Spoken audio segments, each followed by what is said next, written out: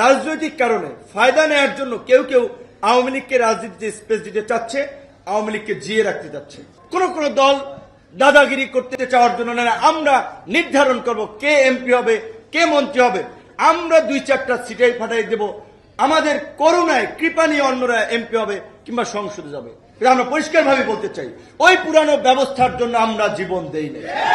অবশ্যই ব্যবস্থার পরিবর্তন আমরা করব। আগামী নির্বাচন হবে আনুপাতিক হারে। সেই দাবিতে প্রয়োজনে যদি আবার আমাদেরকে রাস্তায় নামতে হয়, অবশ্যই আমরা অন্যান্য যে সমস্ত দল এই দাবির পক্ষে একমত তাদেরকে নিয়ে আমরা রাজপথে নামব। গত 6 মাসের যে রাজনৈতিক চরিত্র আমরা দেখতে পেয়েছি, সেখানে অবশ্যই রাজনীতিতে ভারসাম্য প্রতিষ্ঠা করার জন্য অবশ্যই কোন একক দলের কর্তৃত্ব সংসদে যদি চলে, এইটা ওই পুরানো পথেই যাবে। তার জন্য আমরা বলেছিলাম আনুপাতিক হারে নির্বাচন হবে।